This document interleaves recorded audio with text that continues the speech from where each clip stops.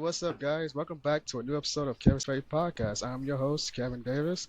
I am a content creator, author, entrepreneur, and have too many hats to name out because I am too tired to explain them. But today is some two new guests I have been wanting to meet for a while. So welcome to the show, Mr. Frank Martin and Gerald Vaughn. How you doing, guys?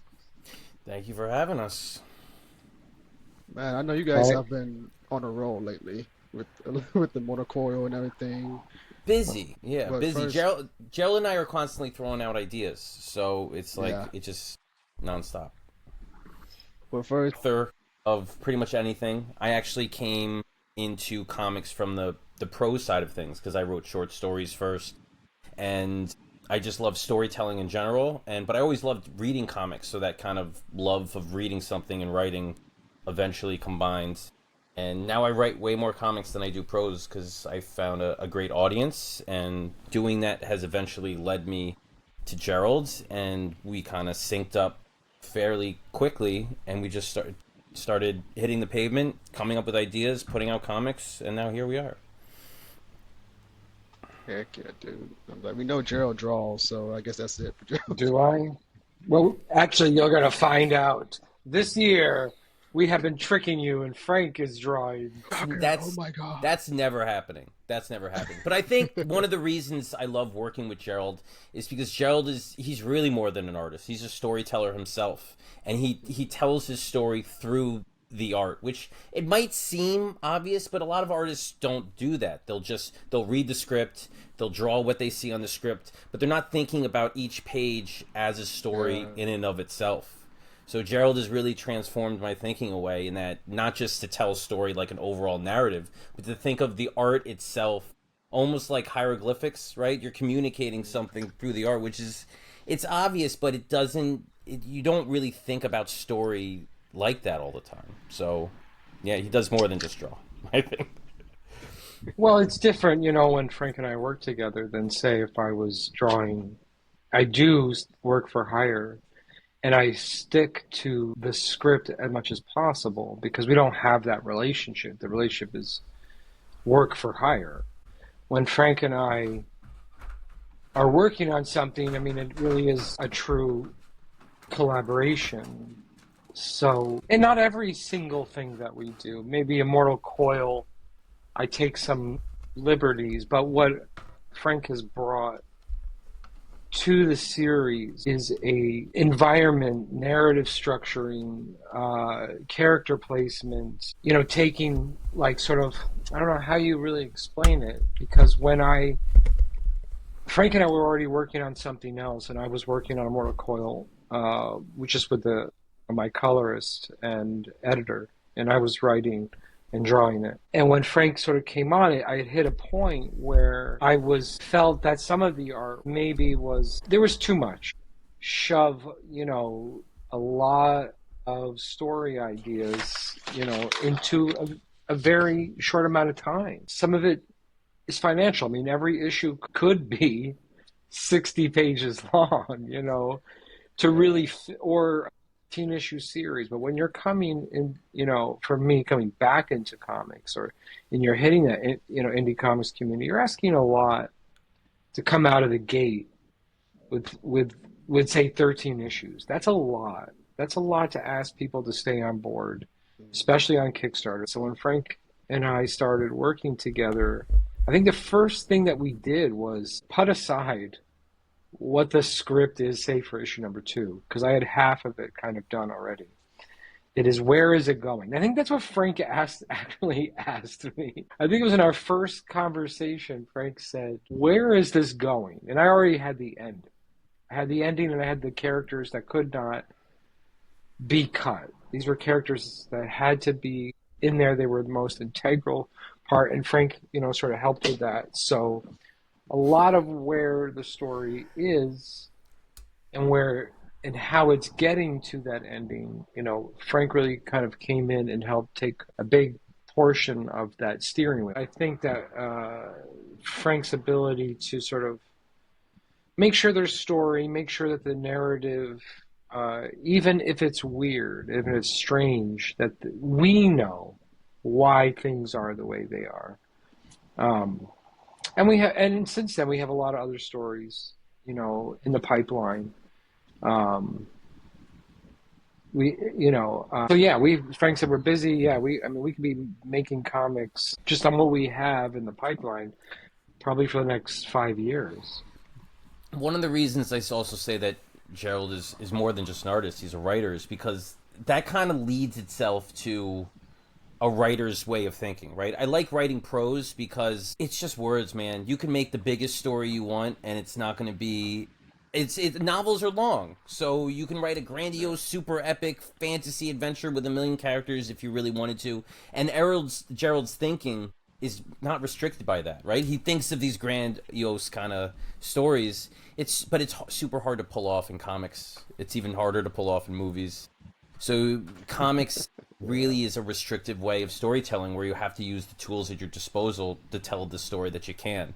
And Gerald didn't realize that out of the gate. It was a bunch of really big, grandiose plans, and I loved all of it. And if somebody came to us and said, "Here's a big bag of money, make 50 issues of Immortal Coil," it would be we could see it all. But we could go 100 issues with this series. Very, if we really very easy.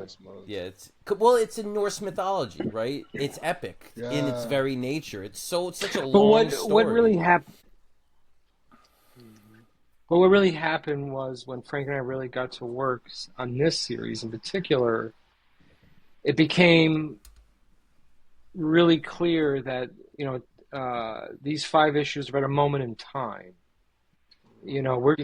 Every action leads to another action, leads to another action, and then there's something at the end. So it's not like, okay, well, we're going to take this issue and we're just going to explain this character. They kind of throw them into this insane, epic, cataclysmic event. And if you took all 5 issues, I mean, I've thought about this too. It's probably only less than 2 weeks as far as the timeline. So from issue 1 to issue 5, it's probably over the course of somewhere between 10 to 12 days. Wow. We don't timestamp any of it. We don't. But it's fine because Norse mythology, it comes from ancient history. So there's a lot of in between. There's other stuff we could play around with. But yeah, for this particular, we'll call it an arc. It's a tight knit story to talk about immortal characters that have been around for thousands of years. And I've been doing comics for 4 years now. As of this month, it marks my 4 years. I didn't grow up reading comics at all. Like I read novels, like strictly novels. I didn't know comics was a thing until 2020, like with the COVID stuff. On their account, they was talking about comic books, and I was like, "What the crap is this? Is this a new thing that they bring it out?" And not knowing that they've been doing this for years. And I was like, "Wait, have I been in such a deep hole that long that I didn't even know this stuff freaking existed?" A rock.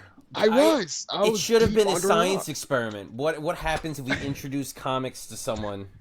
A fully grown individual that has never seen before. We could see it. Dude, but I tell you, I had a moment of silence to myself. I was like, okay, I'm not truly a nerd because I did not know this existed. And so I went to their website and looked at their comics. I see thousands of books. I'm like, where the hell have I been? So here's the big question though. What was your very first comic that you've ever read? Well, I'm pretty sure. That's when Ryan Otley was doing that. I think so. I'm not. I don't remember the art, like the artist or writer. I just remember Spider-Man. That's it's a weird question because when people ask me, the answer I always give, I don't remember the first comic that I read. I was too little. Yeah. I remember the first comic that hooked me, which is a different question, right? So I was reading comics not every week, but if I was a kid in the drugstore, I would pick it up, I would read it, and I'd be like, oh, and I'm done, and I would go do something else. But I read Ultimate Spider-Man 14 was the one where I was like, I need more of this now. And I read 15, and I kept going to the shop afterwards. 16, I'm like, I need to start at the beginning. And then I got one in the trades. And after that, you're hooked. It was an addict, and I never stopped reading after that. Yes. So I remember the one that hooked me, but I don't remember the very, very first one. And as an older individual, I thought maybe you would know the exact issue. Yeah, I was like the very first one was Spider-Man, but the one that actually hooked me was a Hellboy comic because I'm a Oh, big nice. That's a Hellboy good fan. one. Oh, Yeah. yeah. Yeah, and I actually found Hellboy at a comic shop that's like around the corner from my house I never knew existed. I asked myself the Better same late question. than never. Better late than Right. never, though. And so every time I go get my hair cut, I go stop by that shop because I'm like, what else is freaking here? So I literally have like Hellboy, I have some Teenage Mutant Ninja Turtle comics, I have some Sonic comics. I have to get a new shelf because I have a lot of indie comics now too. And so when I started like really deep dive into comics, my brain kind of clicked. I'm like, can I do this myself? But how? Mm. And I was like, but also do I want to? So it's like that imposter syndrome kind of started sneaking already. I'm like, but can I really do this? Is the question. Mm. And so I started reading more comics, like to study it, how you guys bring it together. And so I legit spent like 2.5 years studying the process of comics. And then Yeah. at first I was going to hire a writer to write for me, but I was like, wait a minute, I'm not sure the writer will understand my brain because my brain gets weird, and I'm not sure how to articulate that out because I'm better at writing stuff out than saying it with words. And so I was like, Sure. I'd rather just study it myself so I can write it myself and probably have somebody edit it to help me freshen out better. And so, like my first series, Arcfire, I have 20 issues in my head that I'm currently writing, and I'm like, then I have to learn how to split them up because sometimes I put too much on one issue, like Frank said, and like you put like so much on one issue, you have to cut it down a little bit. I'm really learning that process to like actually be steady with the storytelling, but also not be boring at the same time. A random question out the blue about superheroes. If there's a superhero that you would like write or draw for, who would it be and why? We could actually answer this, the one that we already did. Oh, Oh, yeah. really? Yeah, yeah. Gerald and I made a four page Swamp Thing fan Yeah. fiction comic together, Holy which smoke! I was love something. Swamp Thing's great. It actually became our second. It became our second thing Yeah. that we did, and it was for fan fiction for a friend of ours, C.J. Hudson. Who makes some great comics, and he was doing a bootleg. It was primarily a Batgirl story, and he wanted to put some pages at the end. And Frank was looking for an artist. This is before we ever started working together. And I just posted something I had done of Swamp Thing in the Discord group, and I've heard of it. Uh, Frank did not write me back, and he did not say a word. And I said, "Well, that's okay, whatever." And then started working on a comic called A Thousand Cuts, and we'd already were well into that story script and whatnot, and we kind of circled back. And then Frank, who doesn't say anything to me, he's like writing my ass about it for like a month. Hey, you gonna draw that Swamp Thing or what? Time for the right opportunity. So yeah, Swamp Thing would be great. I think it's such a nuanced character. Alan Moore changed the game. He changed the game with that character, and how you can have so much mythology and invention and creativity with like no limit to something that was introduced as basically pure horror, as a way for horror comics to bypass the Comics Code Authority. And Moore comes along and sort of changed all that. So, and Jeff Lemire's done a great job. A lot of people have done great Swamp Thing stories. I would personally love to draw Daredevil, Oh, nice one. just because his powers are cool, but they're not like earth shattering, like he can win in a fight, but, and he's kind of like Spider-Man in that sense where he really has had his life just turned to trash by so many people, not Yeah. just Kingpin, and people die. His moral code is very interesting, and kind of like that Batman sort of thing. Like how do you keep yourself from killing someone? But it's very dark. It's gritty. Anything that's dark or gritty. I would love to do a Hellblazer, John Constantine story. I I would love to write like Swamp Thing or a big character, but I don't know, man. I would get nervous. I don't know. I would prefer to get an underdog character. Like you were saying, Alan Moore took Swamp Thing, who was just kind of like this horror thing at a time, and blew it up. I would love to do that with like a character nowadays, like a B character nobody Mm. cares about. I get to give them their Yeah. time in the spotlight. Something somebody other created, somebody else that I could see opportunity for and really allow them to blossom in a different light. I have characters that are like that. Like Marvel has a character called Gravity that I really loved when I was a kid. He's just like a regular superhero guy. He kind of looked up to Spider-Man, and they throw him in like team ups every now and then. Gravity, yeah, I remember him now. He was kind of a nobody character. They create these nobody characters every once in a while that don't really take off, and I would like to pluck them out of obscurity and really like flesh them out and make it so that when people Okay. resonate with them, they're like, "Who is this character that's been around forever?" That I would really love to do that. That's because also the stakes are low at that point. Nobody's expecting Gravity to become an A-lister at Marvel. So if I had the opportunity to do that, I would love it. I mean, it's a good question too because it's a hard one, whether you're a writer or an artist. I mean, most of us would jump at the opportunity to take on such a massive IP that has decades of history, but that's also an undertaking that could backfire. You Very much so. really have to do your research, really understand that character, understand what people love about that character. When you're creating your own and you're sort of your own IP, I mean, there's kind of a give and take to both. When you are creating your own IP, you have so much more playground, but you have to build that audience because no one knows it. It doesn't. I mean, when you have decades and decades of material and content for like Spider-Man, sure, you could reach a mass audience, and that mass audience could turn on you real fast and say, "What did you do?" Spider-Man Twitter is brutal, man. It's Fair. Amazing Spider-Man is my holy grail book. That's like if you get a run on Amazing Spider-Man, it's legendary. Like you're part of history. It's the greatest comic, and I would be too starstruck to do it. I would be too scared because I see these people on Twitter. Nick Lowe is the current editor on Spider-Man, and he posts every single week promoting the latest issue, and the comments are just brutal and awful. I'm like, this guy's a glutton for punishment. Too scared. Yeah.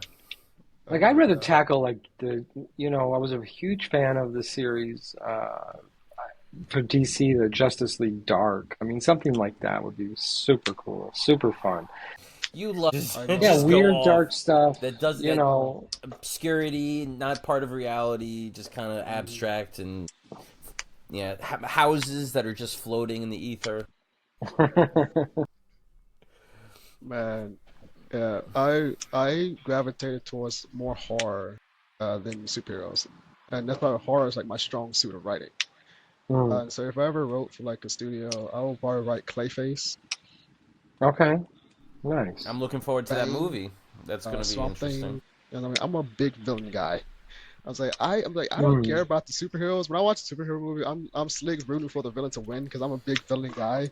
Because I feel like playing a villain would be so much more fun than playing a superhero because a villain has no rules. Problem with superhero stories, the villains are more interesting. Sometimes, well, I mean, you're thinking more along the lines of, say, like Joker or a character like that Mm, is pure anarchy. But you also have villains like No, Thanos. I'm You talking about the know, dumbest villains in existence. I want to write Stiltman. That's my boy, the Condiment King. I would love if a you told Hammerhead. me you can adapt one character for the absolute universe, it would be Condiment King. I want to do absolute Condiment King. They interesting. haven't done that. I feel like I've been hearing about Condiment King a lot lately. I don't know why.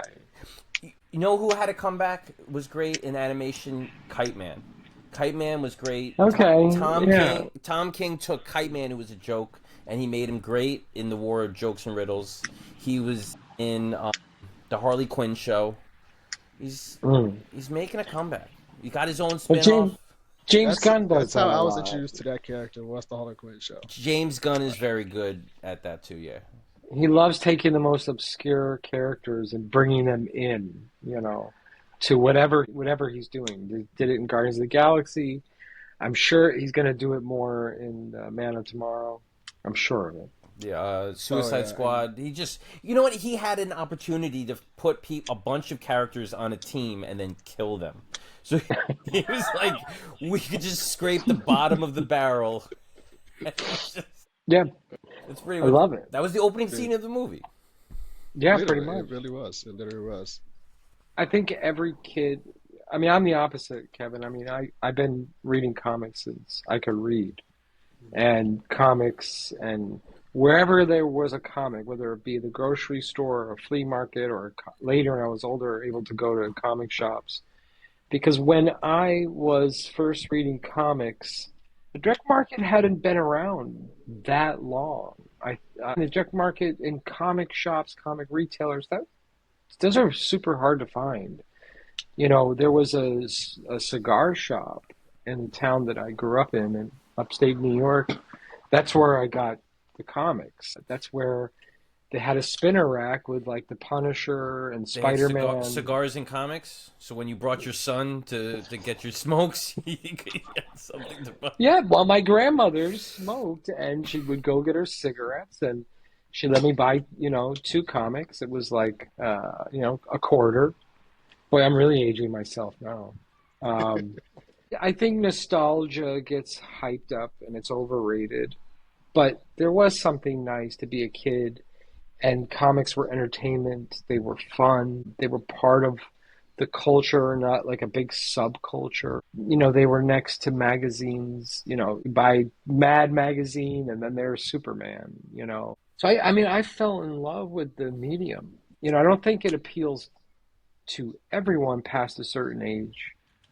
I'll give you a really quick example. So my son had a hockey game yesterday, and I'm hobbling around in my crutches, and there's this other dad there, and he's like, and he sees me all the time, and he's like, "What do you do, by the way?"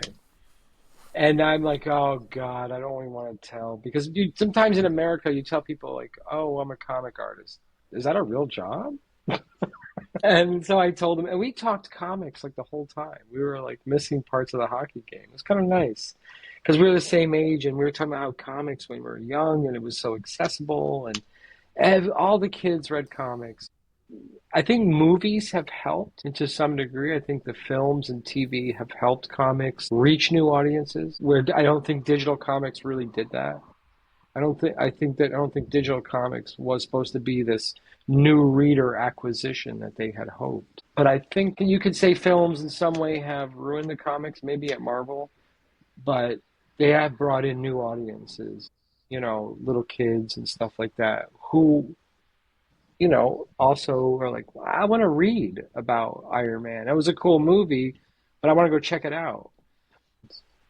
Yeah, when I was introduced to Marvel, like I said, it was through the movies and TV shows, and I've heard like people make comments like, "I'm like, that's characters not how they're supposed to be from the comic book," and I was like, "What the hell do you mean?" I was like, "What comic book you start?" But now, and like I've heard it so many times, like with movies with different movies coming out and TV shows, and now I'm actually reading the comic books based on what the movies are based on. I'm like, oh, that's what you guys mean, because these are two completely different things. How do y'all feel when they change the comic book character from the comic to the movies and TV shows? I don't I care at all. no, I want it to change. It's supposed to change. The thing that really hooked me as a kid was the '90s Spider-Man animated show, and this was a show Mm. that I don't know how many episodes it had. I would want to Google it right now, but they took Spider-Man lore, which is incredibly dense, and they put it in a blender and they spun it out and they did something completely new, but they got it all in. They had Craven and Shocker and Lizard and Hobgoblin and Green Goblin, and they just the Spot, like they had so many characters on that show, and I like the fact that they did something completely different with it. I knew from the beginning that it was completely different from the comics, and I loved that they put a different spin on it for the show. That doesn't mean a straight up adaptation is bad, but when you change it, when you put a different spin on it, it's a new set of creators coming out of mythology and trying to shine new light on it, which I think is great. It's amazing. Like I loved the Spider-Man Far From Home when they had Mysterio. Yeah, Mysterio, yeah, yeah, Mysterio is a yeah. very difficult character to adapt, and they found a way to insert him in the MCU, not just adapt him for that movie, but insert him into a very pivotal role in the history of Mm. the MCU, which was not easy to do. It was very difficult, and I thought they pulled it off great, and I thought it was a lot of fun watching that happen. Well, I think people are spoiled to a certain point. If you want to see a real tree of what I had to watch as a kid, Google Roger Corman's Fantastic Four, and tell me how you feel about this movie. Oh my God. It is painful. I mean, Wow. hindsight and nostalgia, it's funny, it's campy. Then you have Dolph Lundgren with no skull because there was a trademark issue as the Punisher, and he's living in the sewers, whatever. Spider-Man TV shows when he's shooting rope and they're throwing rope out of his hand. But when you're a kid, man, growing up in the '80s, this it was highly entertaining. That's what So you had. Yeah, you so had to to like it, be or you didn't get anything else. yeah. So for me to watch Daredevil Born Again, on Netflix, like I don't take it for granted. This is really cool. This is like they're not just trying to make comics like stupid. Like they're trying to bring some of that same caliber of storytelling and heart and character development into a TV show or movie, and I'm all about it. I mean, it's awesome. Iron Fist, I didn't love it, but Defenders was great. Defenders was awesome. I loved it a lot. Suffering through that first season of Iron Fist was worth it to see him punch Luke Cage when they first meet in Defenders. Yes, yes. That was such My a great God. moment. I was like, that made that whole terrible season worthwhile. Well, there's actually, if you talk about Swamp Thing, there was a TV show. It The was special good. effects No, it were was on the DC really universe first, and then it good. was it's, Yeah. And then it just disappeared. yeah. Just it disappeared. And I was like, wait, what? Tubi. Like it was buried somewhere in some streaming service. So Yeah. I don't know. I think it's you people who complain about it, maybe they're just taking it for granted. Um, at how there are a lot of positives to comics being multimedia in a time when that's possible. Do you remember the Jake Gyllenhaal Prince of Persia movie? Oh, yep. Yep. Yeah, I do. Yeah. I remember I was in some online community and somebody posted the trailer, and it has ridiculous special effects where he's riding sand and traveling back through time. It was just all CGI, but it looked incredible. And somebody posted as a comment, "Looks stupid," and I was like, where did you grow up? What special effects did you grow up with? Because blows anything that I watched as a kid away. Like it was That's what just I'm saying. That's what I'm saying, though. There are real actors. People, this is their craft. This is their passion. Taking on Tony Stark or Thor. That you think, I'm sorry, but I can't imagine that's an easy job. You taking a character from a comic book and bring them to life to actually care about. Come on, that's pretty cool. And I remember when Prince of Persia came out. I was like 10 years old, I think. And watching it as a kid, I was like, I don't know what's happening, what the hell the story is. you get But now, I wowed mean, by as just an adult, the spec. go back and watch it. I was like, now I go by the story and not just the special effects. It's a funny transition. I was like, I think this is one of my favorite movies when I was a kid, but now watching it again, I was like, why did I love it so much? I was like, oh, that's why. It's the special effects.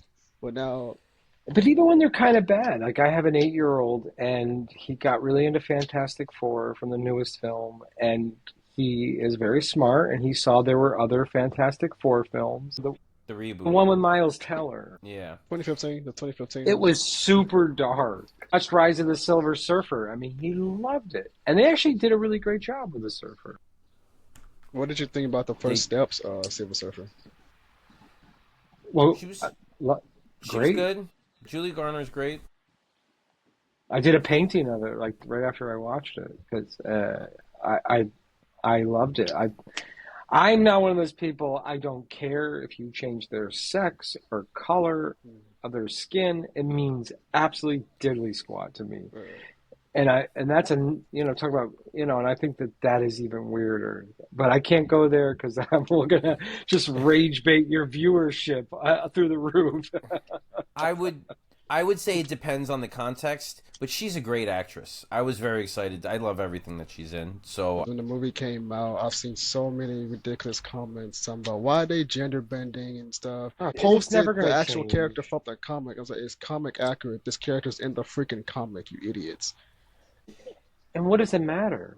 we What? also Yeah. did a How did? dude. Doug Jones. You're not going to beat Doug Jones. He's like Thank the you. greatest. He's the greatest there is. Can we do something different? No Agreed. one's going to do a better job than him. Agreed. So Thank you. I want to switch to Star Wars because that's Oh Grogu, boy. Mandalorian Grogu just came out. Haven't I'm, seen it yet. No spoilers. I'm not gonna spoil it for you. I haven't been the biggest Star Wars fan because I got introduced to Star Wars with the sequel trilogy. Okay. And so I learned about it and went back to the original so I can actually know the lore, like what the heck Star Wars is. Love the original. I could not get through the prequel trilogy. It just felt off to me. I couldn't really finish it. Revenge of the Sith is very good. I like to finish stuff that I start, so I'm at least trying Yeah. it again. And I loved I Rogue One. I mean, I think that if you watch the prequels, knowing what you're getting into, Mm, and you get to see some of your characters that you get to see later on, you get a little backstory. You can't really go into it looking for some of the best filmmaking you're ever going to see in Star Wars history. You're not going to. Revenge of the Sith, I would argue, hit really awesome moments that we expect from Star Wars. mm. It was dark. It was, I think, some of the acting. Christian Haydenson. He has moments where he's great, and then moments where he's like a cardboard cutout. Not the best, not the best. I think the prequels were made for children and not adults. That's 100% true. I mean, it's weird because I'm actually watching them right now. So we watched episode 1, and now we're about to watch episode 2. And I told my son before we watched episode 1, I'm like, people hate this movie when it came out. Like, it was not. And then we get 20 minutes into it, and he looks at me and he's like, who would hate this movie? This is fantastic. No, then we went back, and I was going to watch 1, and he goes, well, what's this Rogue One? That takes place right before it. I Oh, was like, that's do you want such to a good watch movie. what? Do you want to watch I that? love And he's Rogue like, One. yeah. So we did 4, 5, and then Rogue One, and then we watched episode 1 on Friday. So going from Rogue One to Wow. episode 1, you're like, these were made for totally different audiences. These are not the 100%. same Yeah. genre at 100%. all. Yeah. So Oh my it's God. fun watching them through his eyes because he knows Mm. nothing about Darth Vader or Luke Skywalker. He's learning all of this for the first time, which something a lot of people don't experience. Everything is spoiled for them right out of the gate. So Mm. I get to see it, the realization through his eyes as he's putting it all together. These movies were made for kids. They're not made for 40-year-old So, men. well, the prequels especially. Yeah. When I grew up, we had 4, 5, and 6. That was Star Wars. Right. There was or Right. comic books or novels. That was it. There was no animation. Yeah. There were no movies. Now it's like a bomb went off and there's Star Wars everywhere. So There's it's like Star Wars at Disney Resort. There's a yeah, whole, so they it's keep expanding it. so now I've realized Star Wars is so much. You have Star Wars Visions, which is incredible.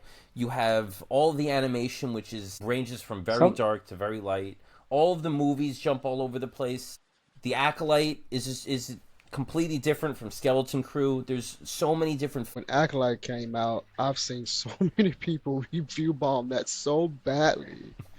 I'm I like, don't know. I sweet haven't watched it. I'm not a Jesus. Rotten Tomatoes I or Reddit guy, Oh, I so wasn't I'm even talking about Rotten Tomatoes. I'm talking about the fan base themselves. a fan of anything. And you can like something more. It's like a band. Like, okay, the Agreed. second Yeah, record was great. The fourth record didn't really move me. Well, good for you. yeah. Like, And like I, as if your opinion is supposed to be some earth-shattering occasion that we're all supposed to throw a ticker tape parade because you have now explained to us why this certain oh thing my God. is a pile of dog. I'm not a fan of that. Like, just because I don't like the prequels, I don't ruin it for my kids because they enjoy Exactly. it. They enjoyed it a lot. Jar Exactly. Jar Binks, when my son, my 15-year-old, was little, he loved Jar Jar. Jar Jar wasn't I'm made for us, like right now, us three on this podcast. I mean, it was for little kids. I was telling my son when that movie came out, I had a Jar Jar Binks poster on my wall. Like I did. I had a Jar Jar Binks That's poster. so cool. I grew up and then I found out people hated this character. I'm like, how could you hate Jar Jar? He was just like he was the star of the movie. And Listen, if you can stand every time he came on the screen, my son was just rolling laughing. Like he's just but I'll tell you right now, I would say my top three Star Wars films are New Hope, Rogue One, and The Last Jedi. I think The Last Jedi is a perfect film. That's part of the sequel trilogy, right? Yeah, Is it, Gerald, we yeah. need to rethink our friendship now No, because listen, you're not there yet. Watch it again. Watch it again because J.J. Abrams. he did a terrible job. Yeah, He Ryan did Johnson not. did Last Jedi. Yeah. Ryan Ryan Johnson Johnson. killed as far as storytelling and tempo and excitement. When my 15-year-old, we watched all the films, and we both loved The Last Jedi. We couldn't, it was like a roller coaster ride from beginning to end. And then we watched Rise of the Skywalkers. I My gonna wife even and I lie. watched that movie, and we halfway through it, we turned to each other. She's a casual Star Wars fan. I'm a diehard Star Wars fan. We both looked at each other, and I go, "This movie's really bad, right?" And she goes, "This is the worst thing I've ever seen in my entire." We loved it. I really loved it. I I didn't love it when it came in the theater and I saw it, but watching it at home these years later, I missed something. I'll I give it a missed second something to chance. it. I'll give it a second chance. But watching all I the Star think, Wars movies with my son now, as soon as we're done with Return of the Jedi, I have that entire period of Star Wars, the Disney sequel era. I yeah. have no interest in any of it. It's just none of Mm. it. The Mandalorian is like where the timeline stops, or Ahsoka is where the timeline stops. Great. Ahsoka was such a fantastic show. What a great show. I got Visually, great. I'm pretty sure I got done with her show in like a day because I couldn't stop watching. I didn't care about working. I just watched it. Uh, Andor next. His yeah. it's 2 seasons, right? I think it was. It is. Andor. It's long. It's a little slow, but by the end, I was like, this is great. I absolutely. I've seen all the secret trilogies of Disney, and I cannot tell you what happened in The Last Jedi. I completely forgot that movie, Well, if so I'm did being I. honest. So did I. But I could like tell you what happened in Force Awakens and Rise of Skywalker. I completely forget there's a second movie in between It's those weird. movies. Even though I love Ryan Johnson, like I love his Knives Out franchise that he does, but I just cannot remember what he did in Last Jedi at all. I just really can't.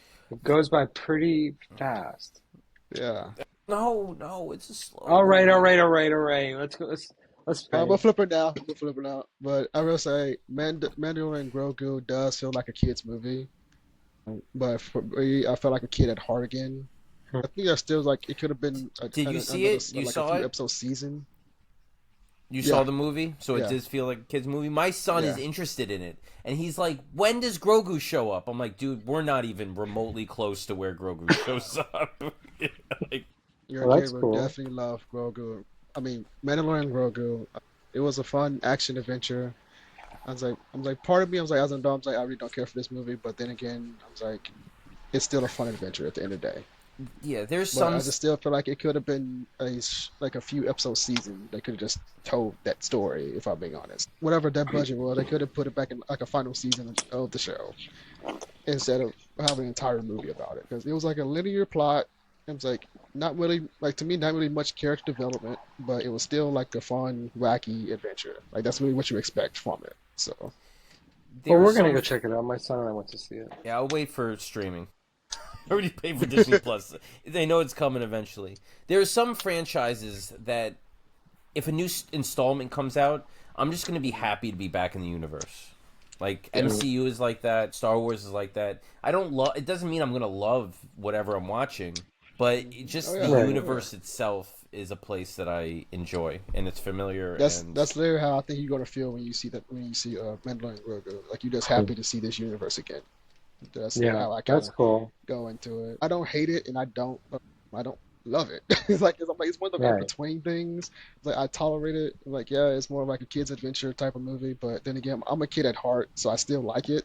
And plus, I just like to have fun, like be entertained. I'm like I don't want to be dealing with life stuff. Or like can I just take a break for a minute? So I'm like I think Well, that I movie think was that Kevin, you so. said like a key thing, and I think sometimes comics, it's good to make layered, nuanced stories, Mhm, and it's even trickier to make a story, whether it's film, TV, or comic, that could exactly. appeal to a wider audience. I mean, it's funny because I don't think Frank and I make comics for kids. Well, Frank does, but together we do not make comics for kids. I mean, my kids see the art, gladly read Immortal Coil to my youngest as a bedtime story. Dude, I love Nightmare on Elm Street. I love Freddy Krueger. That's probably why every time I have a dream, I write a story about it because I don't wake up being scared. I wake up being inspired. That's probably why I always tell people I probably need therapy after this had this nightmare, but I'm trying to tell a story. Well, I think that's why we become creators to be our own therapist through storytelling. Yeah, I 100% I believe that to be true for me. Okay, how can I make Frank go insane? Or how can I I'm not a I read a lot of stuff, but I personally don't want to make shocker stories. It's not really my yeah, thing, yeah. but there is a darkness that I'm not creeped out by. I think when you put that into a creative outlet, it's very healthy and it could be even healing to a certain degree. To a certain degree, you still want to be entertaining. There's a catharsis to just being like, "Ah," like to certain horror or sort of subgenres of horror. Like Frank and I, we find a lot of comfort not in horror, but in the darker side of some storytelling. We have been working on a story, all the dead things, and that's very much a horror, but it's more like along the lines of say like Jacob's Ladder than say Nightmare on Elm Street. I love both of those stories. Well, I even hate calling it horror because it's not really, and if it is, it's different. To me, it's more like a dark fantasy than a Yeah, horror I don't like story. to write for genres, right? I like to write for feeling, which sometimes you budge up against other genres. Sometimes you might have a Yeah, story, it's not necessarily a comedy, but you might like hit some comedic notes here and there. I think Immortal Coil is like that. It's not a straight horror. We're making a horror comic. We're making it, like you said, a dark fantasy book, and sometimes we might bump up against that horror genre a little bit and blend into it and Mm. yeah, sprinkle a little horror on top. But that's not the meat and potatoes of what it is. And Gerald was talking about shocking people, and I think about shock value a lot because I think a lot of series and stories are just like we're gonna be as shocking as possible, and I don't shy away from shock value. I think there's a lot of power in it, but the shock has to be as a consequence of the story. Not it can't propel the Mm. story forward. And when you do yeah, that, it yeah, becomes hollow, and you're like, why are they doing this? They're doing this to be shocking, but I'm not shocked by it because it's not going to change anything with the story. So I think when the shock follows the natural progression of what's going on with the characters and the plot, there's a, there's a lot of power in that. And Gerald, Yeah. that's what Gerald was saying when he leans into that. He's not afraid to draw shocking things. He'll draw the most shocking thing you could possibly imagine. But there has to be a Yeah. purpose for it. There has to be a reason for it. It has to develop exactly. naturally. And that's where I think Gerald leans on me a lot because he's like, I'm thinking of this shocking thing. I want to do it. Now figure out a way to get to this moment in the story. And that's kind of my job. Exactly. When I'm writing my projects, I write like a lot of horror fantasy, like dark fantasy stuff. But I try not to do too much like jump scares, as people call it. Like in like a lot of horror movies, they try to depend on jump scares so much. And I was like, I try to lean away from that because I want you to feel the story, like the intensity of the story through the characters. Like I've always been taught like make your characters tell the story themselves. Like put your mind into your character so that it Yeah. can drive the story, Did so that your potential reader could feel the emotion, the intensity, and whatever's going on in your story. I think the difference between a jump scare and what I would call an atmospheric scare, a scare that's like built through the atmosphere of the story, is Yeah, that a yeah, yeah, jump scare is very surface. And you'll be yeah, scared. But yeah, yeah, yeah. when you create atmosphere that's scary and dreadful, you feel it in your bones, right? It penetrates your body. You're just like, I'm uncomfortable. And that's what's really great horror is it's horror that creates dread and atmosphere that goes deeper than the surface, which is it's not what a jump scare is.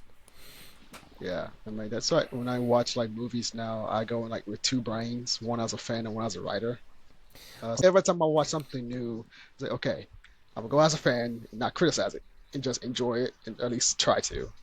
But sometimes my brain just flips them back and forth like crazy. It's like, okay, you could have done something better to link. I'm like, nope, no, not yet. I want to enjoy it. I'm like, when I watch a horror movies, I'm like, okay, that jump scare was pathetic. Why the crap is that there? It was like with the Conjuring franchise, I love the first two. The three and four was weak to me, if I'm being honest. When I first watched it, I was terrified. That was the first time I was like terrified in a while watching a horror movie, watching the first two movies. Same thing with the Insidious franchise. The first two was like my ones that actually scared me. While the other ones, yeah, Mhm. I was like, I'm like, I can sleep at night. And like watching Sinister, that scared the crap out of me. I could not sleep for like a good day or so. Like when I first watched it, and now I'm watching it again. So I know it's going to happen now because I watched it already. So it takes me a minute to not have my writer brain turn on, but every time I watch something now, it just clicks back and forth every single time. It doesn't matter what I'm watching. I think And it's like, that's fairly natural. yeah, The first horror movie I ever watched was like from the 50s, like Creature from the Black Lagoon. But the first horror movie I watched that kept me from sleeping at night by myself was Poltergeist. And yeah, I feel like Poltergeist had a huge effect on me as I was already drawing comics. I was drawing cartoons and I was, into, some interesting stuff. I was a very interesting, weird kid. But Poltergeist, what Frank was saying, that it isn't just to shock you, that there was a lot of storytelling to a certain degree going on, whether it was super deep or not. There were like slow burns, there were certain moments. It didn't just like go like a runaway train, like here, now we're gonna shock you. Now we're gonna do this, and now we're gonna do that. I mean that scene when the glasses is looking in the mirror and he's just like peeling his face back. I mean, I don't know how old I was. I mean, I must have been like 6. And I was like, what am I watching right now? But I think as a storyteller, I think that movie is, when it comes to horror, kind of, that had a huge effect on me. As far as you can be gross and you can show things, but you don't have to you can, doesn't have to be every panel, every shot. Like the girl, for me, the silhouette of the little girl in front of the static TV is more terrifying than the guy showing his. I'm not terrified by skeletons and bones and muscle and guts. It doesn't scare me. It's that subtle stuff, that weird stuff, and clown. He was like a world class chef, kind of food critic, and he was eating. They were filming something, I don't know, when they were eating like a Big Mac, and he says, and he's eating it like he's eating a $100 dish from a fancy restaurant. And because he says, I'm critiquing it, I'm eating it, I'm going to pay respect to whoever made it, and I'm going to eat it like I would anything when I'm critiquing something, which is different than eating for sustenance, right? You're not paying attention to it, you're just shoveling food in your mouth. So he's appreciating the art. He's eating in two different ways. One way he's appreciating the art, and another way he's just getting the food. He's just eating. And I think that's very similar to what we're talking about. You can watch a movie as a creative and see the great things that they did and analyze it or critique it, or you could just sit back and say, you know what, now I'm a normal person who doesn't write horror stories, and I'll just absorb it and experience it for what it is. And it's difficult sometimes to do that because as a storyteller, you're compelled to constantly tell stories, so you're constantly like thinking in those regards. You really have to put work in to say, I'm done. I'll just get it. It's hard. like it's like it legit intensified since I like started podcasting and talking to other creatives, like getting basically picking their brains about how they decipher things. So it's like my brain completely just switched. Like crap, I'm not trying to critique your movie or your TV show right now. I'm just trying to enjoy it, just be a regular person. I don't feel like working right now.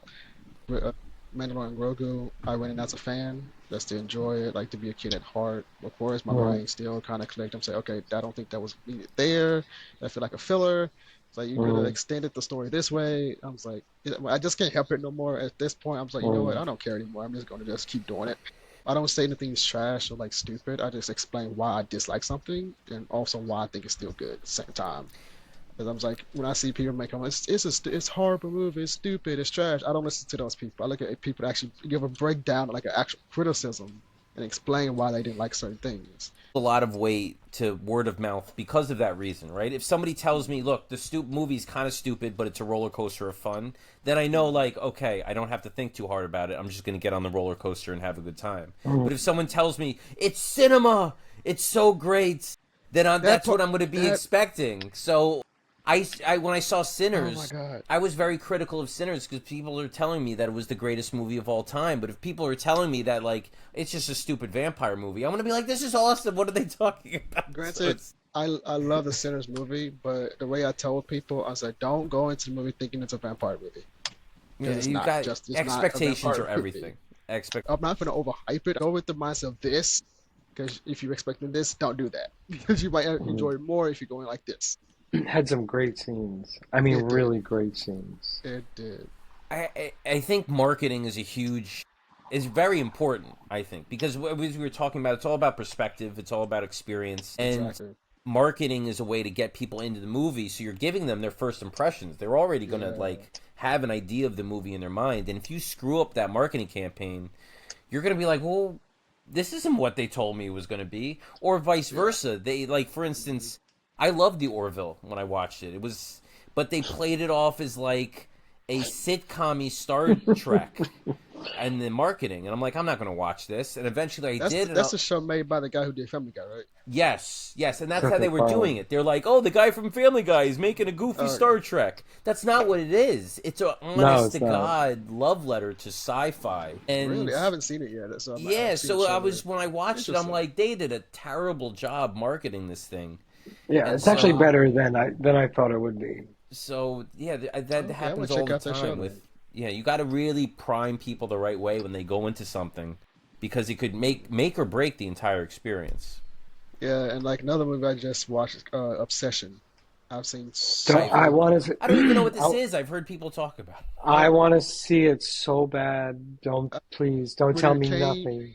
I'm not gonna spoil anything for you. It's like when it came out, I've seen so many people hyping it up. Talking about, it's the best movie of the year, the best horror movie of the year, and some people talking like that somebody threw up in the theater. I was like, nope. I was like, and then I watched it. I'm like, this is why I don't listen to reactions. I Yeah. was like, don't get me wrong, it's not a bad movie. I would say like the Well, I love color the effect, trailer. I mean, the trailer yeah, speaks volumes to like the me. color effect of the movie was perfect for the tone of the movie. Yeah. The lead girl, she did really good. Like that hype, she did really good for the part that she did. She was I actually think she in actually Superman and carries the movie if Lois. I'm being honest. But she actually carries the movie. But when you actually sit down and actually digest the movie, it's such a deep message of what is going on, like some huge metaphor of what's going Mm. on. But it's bring awareness to something very huge that's not talked about much lately. If I just put it that way. Yeah. But I don't want to spoil it for you. But I gave it a 7 out of 10. I will say that. But when people talk about they threw up in the theater, I'm like, for what? There's nothing to throw up at. I would say that people over exaggerate things, but that's why I was trying to stay away from reactions, hating and liking. I'm like, because some things that people overhate, that should be good. Some things they overhype, don't be too good. Like it be decent, but not like. I hope you like it. I will say that. I think you Yeah. still will enjoy it. I will say that. I'm sure I will. Yeah, and I'm like, Tom Hudson, like, he said he didn't even see a trailer of that movie. He didn't even know what the heck it was. They marketed that hard. I've seen it everywhere. I'm shocked that he didn't see it. I know. There was even a number you could call. Yeah, I was no like, I'm not text. calling that. It's That's like I'm creepy. not doing. No, no. It's like I'm not no. calling that number. You Like I'm not maniacs. stupid. No. And then I want to get back to like DC with James Gunn and everything. Supergirl's coming out soon in a couple weeks. I've seen people hate on that because I'm like Tom King is a horrible writer, and I know they're basing her story off the Woman of Tomorrow comic, I believe. Listen, if you've never written a comic and you have spent your whole life working towards being a creative to put your work out in front of millions of people, shut up. Thank you, Don't go thank see it you. then.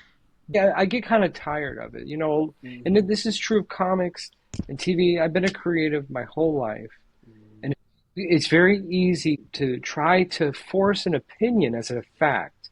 And we become a society. We've just dismissed critical thinking. We have dismissed trying to Thank find you.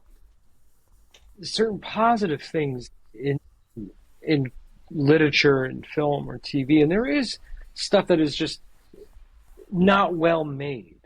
But someone might find value in that. They might like.